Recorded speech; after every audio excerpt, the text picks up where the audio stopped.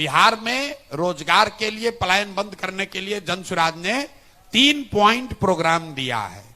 पहला पॉइंट क्या है? यहां पर समाज में पूंजी की उपलब्धता हो। बिहार से हर साल 2.5 लाख करोड़ रुपया, ध्यान दीजिए, 2.5 लाख करोड़ रुपया आपका और हमारा बैंकों के जरिए दूसरे राज्यों में भेजा जाता है, जिसको reserve bank of India CD ratio कहता है। इसका मतलब है कि जितना पैसा हमने आपने बैंक में रखा, उसके एवज में बैंक ने कितना पैसा वापस ऋण के तौर पर समाज को वापस दिया। घर बनाने के लिए, गाड़ी खरीदने के लिए, पढ़ाई करने के लिए, बिजनेस करने के लिए। तो बिहार में अगर आपने हमने 100 रुपया बैंक में जमा किया तो बैंक वाले सिर्फ 40 रुपया ही कर्ज के तौर पर आपको देते हैं। बाकी का 60 रुपया कहां जाता है? 60 रुपया जो है वो बैंक वाले दूसरे राज्य में भेजते हैं, जहां उद्योग चल रहा है, जहां रोजगार आ रहा है। पिछले वित्तीय वर्ष में बिहार की गरीब जनता ने, आपने हमने बैंकों में जमा किया 4,21,000 करोड़ रुपया। ध्यान से सुनिए, 4,21,000 करोड़ रुपया आपने हमने जमा किया बैंक में, और बैंक ने टोटल ऋण के तौर पर बिहार के लोगों को दिया 1,61,000 करोड़ रुपया। बाकी का पैसा कहां गया?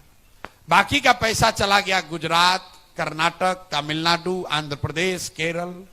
वहां पर सीडी रेशियो कितना है? वहां सीडी रेशियो है 90, 92, 95, 100। मतलब अगर आंध्र प्रदेश में लोगों ने बैंकों में 100 रुपया जमा किया तो बैंक ने 105 रुपया वहां ऋण के तौर पर दिया। बिहार में आपने 100 रुपया जमा किया, आपको 40 मिला। इसका नतीजा क्या होता है? 1990 में जब लालू जी मुख्यमंत्री बने, तब से लेकर पिछले वित्तीय वर्ष तक बिहार से करीब करीब 26.5 लाख करोड़ रुपया, 26.5 लाख करोड़ रुपया बैंकों ने यहां से ट्रांसफर किया है दूसरे राज्य में। न इसकी समाज में चर्चा है, न सरकार में चर्चा है, न ये पत्रकार लोग बोल रहे हैं। कोई नहीं पूछ रहा है कि 26.5 लाख करोड़ रुपया यहां से जो बाहर चला गया, उसकी वजह से यहां उस एक कारण है यहां की गरीबी का। आप उसको अपने जीवन में समझिए। अगर आपको मोटरसाइकिल और गाड़ी खरीदने के लिए लोन न मिले तो इसमें से आधे लोग अपना गाड़ी नहीं खरीद पाएंगे। अगर आपको लोन न मिले तो ये बिल्डिंग, होटल नहीं बना सकते हैं। बहुत बड़ा स्रोत है समाज में तरक्की का, और ये बैंकों की मनमर्जी नहीं है, उन पर लीगल बाइंडिंग है। 70% पैसा कम से कम उनको देना ही देना है, और इसके लिए मुख्यमंत्री की अध्यक्षता में बिहार में भी अन्य राज्यों की तरह एक कमिटी है, जिसका काम है ये देखना कि 70% पैसा समाज को वापस मिल रहा है कि नहीं। लेकिन जैसे बिहार में टीचर, दरोगा, सीओ, बीडीओ मुख्यमंत्री का बात नहीं मान रहा है, वैसे बैंकर भी नहीं मान रहे हैं, और समाज और सरकार में इसको लेकर कोई जागरूकता नहीं है। आप यहां के फिनेंस मिनिस्टर को बुलाइए और जितना बड़ा बड़ा सवाल आप पूछे, एक सवाल आप अपने से पूछिए कि सीडी रेशियो क्या होता है। बिहार से 25 लाख करोड़ रुपया पूंजी चला गया ना। आज तक आपने पेपर में पढ़ा, कह रहा है कि जनसुराज पेपर में नहीं छपता है, तो पेपर में तो ये भी नहीं छपता है कि 25 लाख करोड़ रुपया बैंक वाला यहां से दूसरे राज्य में भेज दिया। पेपर में यह भी नहीं छपता है कि यहां के फिनांस वित्त मंत्री को इसकी जानकारी है भी कि नहीं है। तो पहला काम जनसुराज ये कह रहा है कि पूंजी की उपलब्धता सुनिश्चित की जाएगी, और 6 महीने के अंदर यहां के सीडी रेशियो को 70 किया जाएगा, ताकि हर साल 2-2.5 लाख करोड़ रुपया समाज को अपने अपने स्वरोजगार के लिए, बिजनेस के लिए, व्यापार के लिए, पढ़ाई के लिए उपलब्ध होगा। दूसरी बात हम लोग ये कह रहे हैं कि मनरेगा को सीधे कृषि से जोड़ देंगे। ये क्यों कह रहे हैं? बिहार में 55 लाख हेक्टेयर जमीन है जहां खेती हो सकती है। उसमें से सिर्फ 2 लाख हेक्टेयर जमीन ऐसा है जहां नगदी फसल की खेती होती है। बाकी जगह, बाकी खेत में धान, गेहूं, ज्वार, बाजरा, मकई वही हो रहा है। आइडियली अर्थशास्त्री बताते हैं कि कम से कम 1/3 जमीन में नगदी फसल होनी चाहिए। मतलब सब्जी की खेती होनी चाहिए, मसाले की खेती होनी चाहिए, जिससे कि लैंड की प्रोडक्टिविटी बढ़े, एग्रीकल्चर जो है वो कमाने का जरिया बने। ये बिहार में हम लोग उसके लिए क्या कह रहे हैं कि जो भी किसान धान गेहूं की खेती छोड़कर नगदी फसल की खेती करेगा, उसको मनरेगा के तहत मजदूर मुफ्त में दिए जाएंगे। उसका फायदा क्या होगा कि जितने कृषि से जुड़े हुए मजदूर हैं जो पंजाब और हरियाणा जा रहे हैं, उनको यहीं पर वो लेबर कंज्यूम हो जाएंगे। दूसरा इसका फायदा यह है कि पहले स्कीम की तरह इसमें बजट से 1 रुपया भी खर्च नहीं है। जैसे सीडी रेशियो सुधारने के लिए बिहार सरकार को 1 रुपया भी खर्च नहीं करना है, एडमिनिस्ट्रेटिव मेजर है। उसी तरह मनरेगा को कृषि से जोड़िएगा तो 1 रुपया भी अलग से खर्च नहीं होगा। जो पैसा हम लोग दिल्ली में सरेंडर कर रहे हैं, उसी पैसे का इस्तेमाल करके लाखों मजदूरों को, यहां के किसानों को उपलब्ध कराया जाएगा, ताकि लोग अपनी खेती को बेहतर बनाएं। उससे जो मजदूर बाहर जा रहा है उसको यही मजदूरी मिलने लगेगी। दूसरा फायदा यह होगा कि जो मनरेगा में चोरी हो रहा है वो अपने आप बंद हो जाएगा। और तीसरा फायदा यह है कि जो पैसा हम लोग दिल्ली में सरेंडर कर रहे हैं, पिछले साल मनरेगा में बिहार सरकार का यूटिलाइजेशन है 39%। मतलब अगर 100 रुपया दिल्ली की सरकार बिहार को दे रही थी तो हम लोग 40 रुपया लेकर आए, 60 रुपया वहीं छोड़ दिए।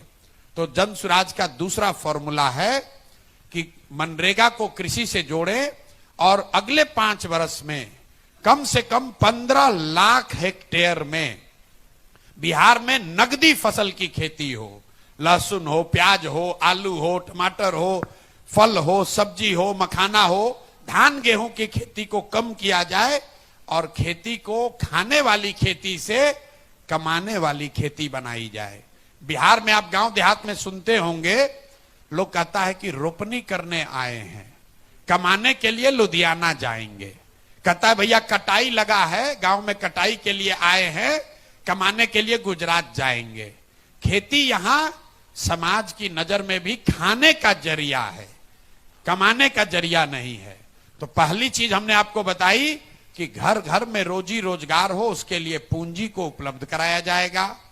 दूसरा, खेती को लाभदायक बनाने के लिए खेती को खाने वाली खेती से कमाने वाली खेती बनाई जाएगी। और तीसरा और एक बड़ी चीज जो हम लोग करने की घोषणा कर रहे हैं, बहुत बड़े पैमाने पर इंटरेस्ट सबवेंशन स्कीम लेकर आना चाहते हैं। इसका मतलब क्या है? बिहार में समाज की बनावट ऐसी है कि लोग यहां पर कर्ज लेकर काम नहीं करना चाहते हैं। यहां पर कर्ज बिहार में अगर आप आंकड़े देखिएगा तो 3 ही चीज के लिए लोग कर्ज लेते हैं। बेटी के शादी के लिए, अपना घर बनाने के लिए और अपने लड़कों को पढ़ाने के लिए। लड़कियों को पढ़ाने के लिए नहीं, लड़कों को पढ़ाना होगा तो बैंक से कर्ज लेगा, घर बनाना होगा तो कर्ज ले लेगा, और बेटी का शादी होगा तो कर्ज लेने को लोग तैयार हैं। ये सामाजिक बनावट है। गुजरात में लोग कर्ज लेकर छोटा मोटा रोजी रोजगार कर रहे हैं।